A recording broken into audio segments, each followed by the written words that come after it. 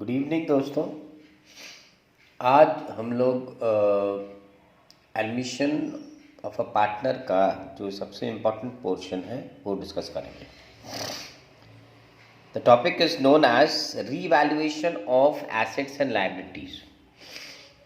तो थोड़ा सा इसका थियोरेटिकल समझेंगे क्या चीज़ होता है कि जैसे मान लीजिए आप एक बिजनेस चला रहे हैं, आप और दो और पार्टनर हैं। 10 साल से आपका बिजनेस चल रहा है, आपने कुछ एसेट्स खरीदे होंगे।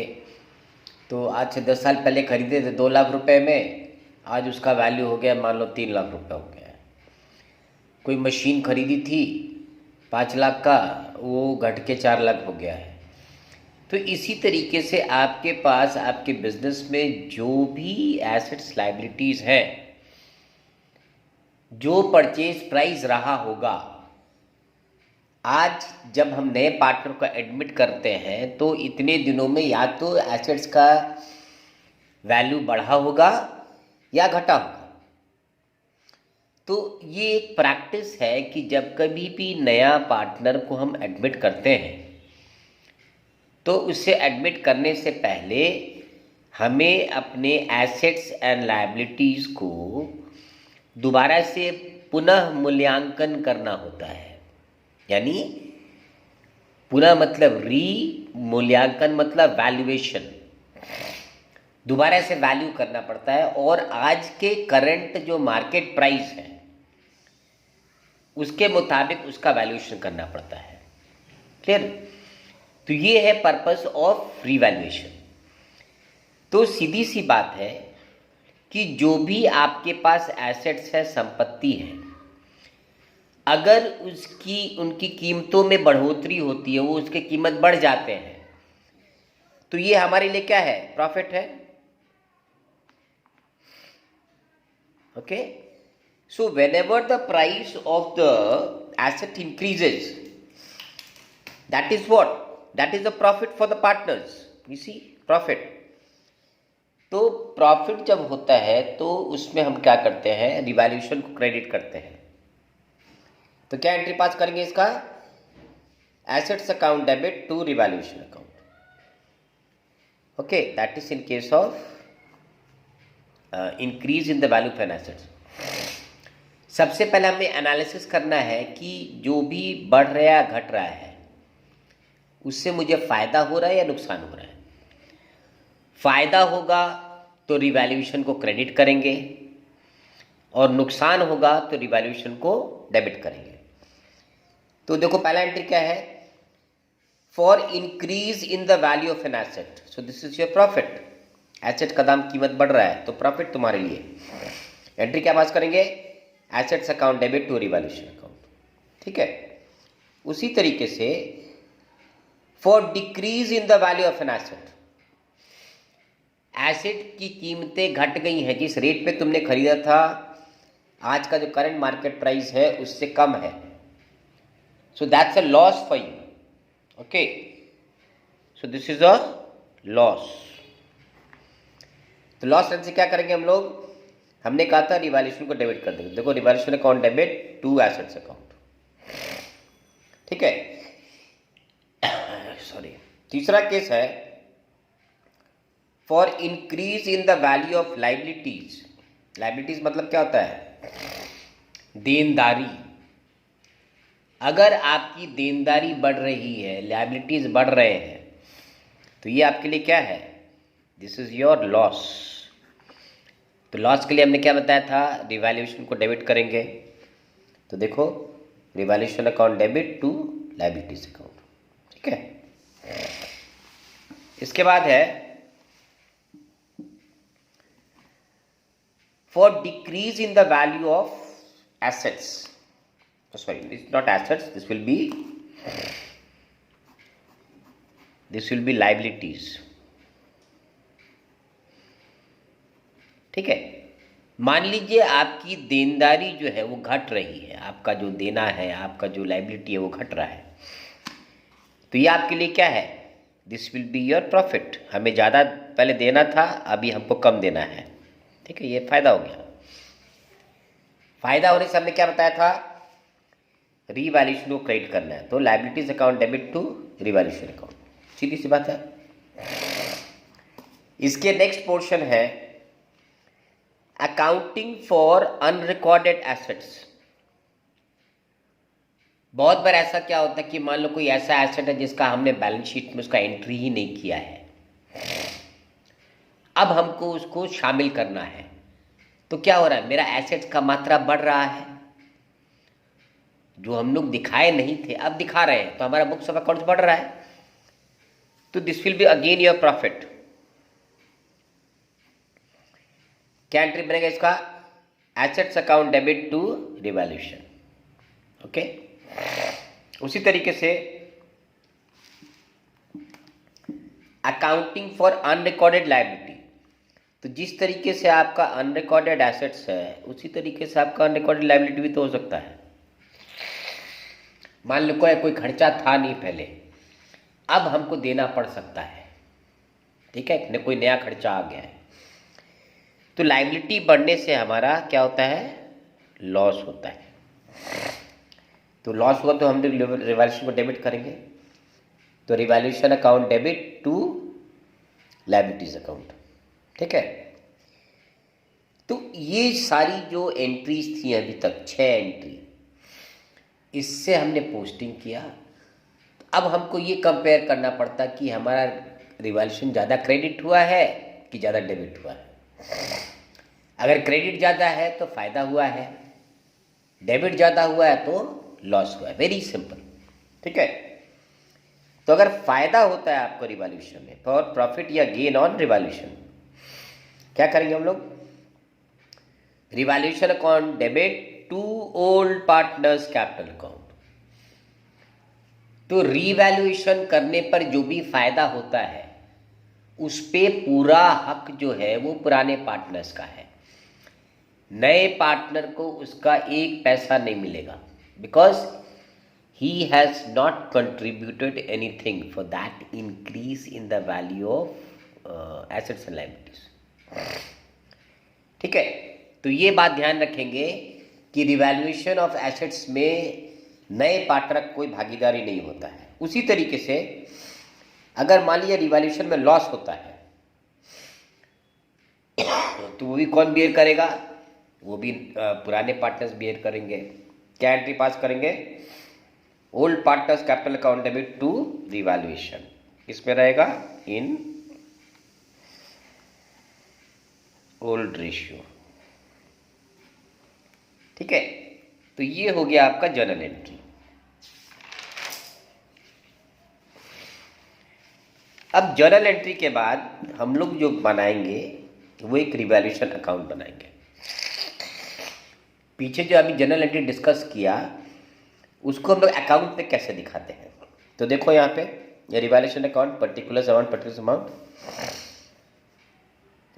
तो ये जो साइड है डेबिट साइड, यहाँ पे हम सारे लॉसेस को दिखाते हैं, जो भी नुकसान हो रहा है, और क्रेडिट साइड जो है यहाँ पे हम लोग दिखाते हैं प्रॉफिट। तो अगर हम यहाँ पे टू एसेट्स लिख रहे हैं, मतलब क्या है, जब एसेट्स की कीमतें घटेंगी उसको डेबिट में दिखाना होगा, टू एसेट्स अकाउंट, देखो डिक्रीज, और एसेट्स की कीमतें बढ़ेंगी तो उसको हमने दिखाना है क्रेडिट साइड में, क्योंकि ये फायदा हो रहा है तुम्हें, ओके। उसी तरीके से लायबिलिटीज हमारा बढ़ रहा है तो ये हमारा नुकसान है, इसको हम डेबिट में दिखाएंगे। लायबिलिटीज कम हो रहा है, ये फायदा है, ये हम दिखाएंगे क्रेडिट में। उसी तरीके से मान लो अनरिकॉर्डेड एसेट था, अभी हमने दिखाया, उसका एंट्री नहीं किया था, तो उसे हम लोग दिखाएंगे क्रेडिट में, देखो अनरिकॉर्डेड एसेट्स, ये फायदा हो रहा है हमें। उसी तरीके से अनरिकॉर्डेड लायबिलिटी है, खर्चा नहीं था अब देना पड़ रहा है, तो ये हमारा नुकसान है, इसको हम दिखाएंगे डेबिट साइड में। तो अगर क्रेडिट साइड ज़्यादा है तो ये फायदा होगा हमें, प्रॉफिट ऑन रिवैल्यूएशन। किसमें बांटेंगे, टू पार्टनर्स कैपिटल मान लो 3 पार्टनर एक्स वाई जेड, इसमें बांट देंगे, ये इधर आ जाएगा। और अगर ये साइड जाता है तो ये नुकसान हो जाएगा by partners capital loss on revolution. ठीक है, तो दोनों में से कोई एक होगा, या तो प्रॉफिट होगा या फिर लॉस होगा, दोनों एक साथ कभी नहीं होगा। So this was the format of revolution account. ठीक है, अब एक सवाल देखेंगे तो हमें और कंसेप्ट जो है वो क्लियर हो जाएगा कि how to prepare revolution account. तो देखिए, X Y Z are partners sharing profits and losses in the ratio of 5:3:2। इनका पुराना रेशियो कितना है? 5:3:2। P is admitted for 1/4 share. P को 1/4 शेयर पे एडमिट कर रहे हैं हम लोग। Okay, and the assets and liabilities were और the firm was revalued as under. कैसे किया है? Plant and furniture was to be depreciated by 40,000 and 30,000।